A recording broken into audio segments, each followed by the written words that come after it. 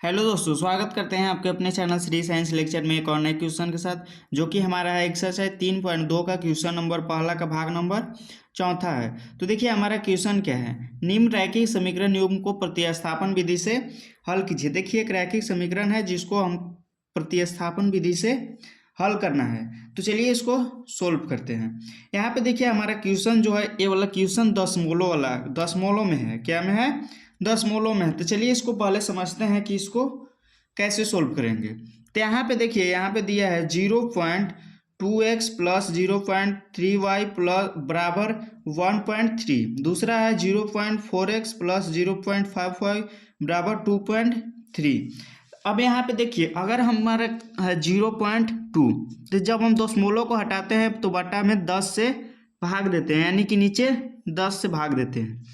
0.2 को अगर दशमलव हटाते हैं तो 10 से भाग देते हैं। तो अगर हम इसमें 10 से अगर गुना कर देते हैं तो 10 से 10 कट जाएगा, तो हमारा क्या 2 आ सकता है? तो हाँ, आ सकता है। तो हम यहाँ पे क्या करेंगे कि समीकरण 1 जो हो जाएगा, समीकरण 1 और समीकरण 2 में दोनों में 10 से गुना कर देंगे। क्या कर देंगे? 10 से गुना, इन दोनों में 10 से गुना कर देंगे। तो जब हम 10 से गुना करते हैं तो अगर दशमलव को हटाएंगे तो बट्टा में 10 होगा, और 10 से गुना कर देंगे तो हमारा 10 से 10 कट जाएगा, बराबर में 2 आ जाएगा। तो यहाँ पे हम लिखेंगे 2x प्लस 3y, क्योंकि सभी में एक ही अंक के बाद दशमलव है तो सब में सेम प्रोसेस होगा, सब में दशमलव हट जाएगा। तो हो जाएगा 2x प्लस 3y बराबर 13। इसको हम इक्वेशन 1 मान लेंगे, समीकरण 1। और हमारा दूसरा जो हो जाएगा 4x प्लस 5y बराबर 23। ये जो हो जाएगा हमारा समीकरण 2 हो जाएगा। क्या हो जाएगा? समीकरण 2 हो जाएगा। तो चलिए यहाँ तक आपको समझ में आया होगा। यहाँ पे देखिए, अगर यहाँ पे ले रहे हैं 0.4, दशमलव को हटाते हैं तो आपको भी पता होगा 10 से भाग देते हैं, और इसी को हम सभी में 10 से गुना कर देंगे तो 10 से 10 कट जाएगा। यहाँ पे क्या आ जाएगा? हमारा 4 आ जाएगा। तो इसी तरह से हम दशमलव को हटा लिए हैं। तो चलिए अब सोल्व करते हैं प्रतिस्थापन विधि से। यहाँ पे लिखेंगे प्रतिस्थापन विधि से, प्रतिस्थापन विधि से, प्रतिस्थापन विधि से हल करेंगे। यहाँ पे हम ले लेंगे समीकरण 1 को, समीकरण 1 से। देखिए हमारा समीकरण 1 क्या है? 2x प्लस 3y बराबर 13। यहाँ पे लिखेंगे 2x प्लस 3y बराबर 13। अब देखिए हम x का मान निकालेंगे या y के मान निकालेंगे, कोई दिक्कत नहीं है।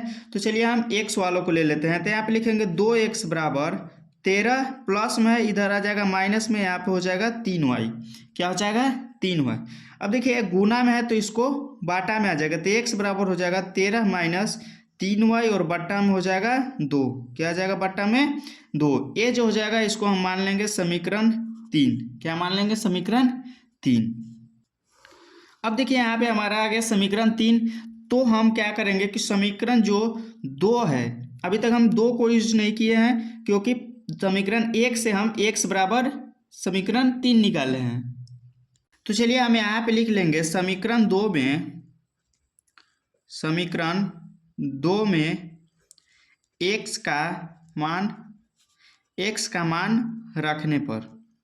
तो देखिए हमारा समीकरण 2 क्या है? तो हमारा समीकरण 2 है 4x प्लस 5y बराबर 23 है। 4x प्लस 5y बराबर 23 है। x के जगह पर हम क्या रखेंगे? 4 गुना में हो जाएगा, और x के जगह पर हमारा हो जाएगा 13 माइनस 3y बट्टा में 2 हो जाएगा। क्या हो जाएगा? बट्टा में 2, प्लस हो जाएगा 5y बराबर हो जाएगा 23। क्या हो जाएगा? प्लस 5y बराबर 23।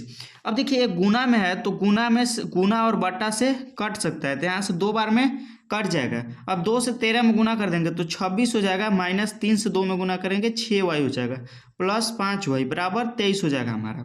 अब देखिए यहाँ पे हो जाएगा 6 प्लस माइनस माइनस हो जाएगा, और 6 का जो बड़ा है उसका चिन्ह माइनस में है। 6 यहाँ पे बड़ा है, 6 का चिन्ह माइनस में है, तो यहाँ पे y माइनस वाई बच जाएगा। तो चलिए पहले y को लिख लेते हैं। तो माइनस वाई हो जाएगा, ये प्लस में है तो प्लस 26 हो जाएगा, बराबर में 23 हो जाएगा। क्या हो जाएगा? बराबर में 23। और देखिए माइनस वाई बराबर यहाँ पे हो जाएगा 23 लिख लेंगे, और प्लस में है इधर आएगा तो माइनस में हो जाएगा, क्योंकि बराबर के इस साइड ला रहे हैं तो माइनस में हो जाएगा। यहाँ पे 26 हो जाएगा। माइनस वाई बराबर हो जाएगा माइनस के 3, माइनस से माइनस कट जाएगा, वाई बराबर हमारा जो हो जाएगा 3 हो जाएगा। क्या हो जाएगा? वाई बराबर 3 हो जाएगा।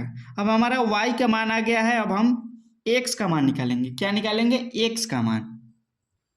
तो चलिए x का भी मान निकाल लेते हैं। अब यहाँ पे हम देखिए समीकरण 1 में या 2 में या 3 में किसी में भी अगर आप y का मान रख देते हैं तो हमारा x का मान आ जाएगा।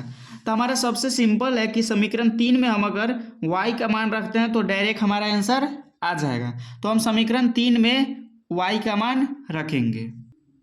तो देखिए यहाँ पे हम लिखेंगे समीकरण 3 में y का मान रखने पर, y का मान रखने पे समीकरण 3 हमारा क्या है? तो समीकरण 3 है x बराबर 13 माइनस 3y बट्टा 2 है। क्या है? x बराबर 13 माइनस 3y बट्टा 2। यहाँ पे लिख लेंगे 13 माइनस 3, y की जगह पर हम क्या रखेंगे? तो y की जगह पर 3 रखेंगे, तो गुना में 3 हो जाएगा, बट्टा में 2 हो जाएगा। यहाँ पे हो जाएगा 13 माइनस 3 से 3 में गुना होगा 9 हो जाएगा, बट्टा में 2 हो जाएगा। अब देखिए यहाँ पे x बराबर हो जाएगा 13 में से 9 घट जाएगा, 4 बच जाएगा और बट्टा में 2 है, 2 बच जाएगा। यहाँ पे 4 से 2 को काट देंगे, यहाँ पे 2 बच जाएगा। बराबर हम x बराबर 2 आया और हमारा y बराबर जो आया वो 3 आया। यही देखिए हो जाएगा हमारा आंसर, x बराबर 2 और y बराबर 3। तो चलिए इसे आप नोट कर लीजिए। मिलते हैं अगले वीडियो में अगले क्वेश्चन के साथ। तो पहले आप इसे नोट कीजिएगा, उसके बाद इसको और उसके बाद इसको। x बराबर जो हमारा वैल्यू आया 2 आया और y बराबर 3 आया। चलिए मिलते हैं अगले वीडियो में अगले क्वेश्चन के साथ। धन्यवाद।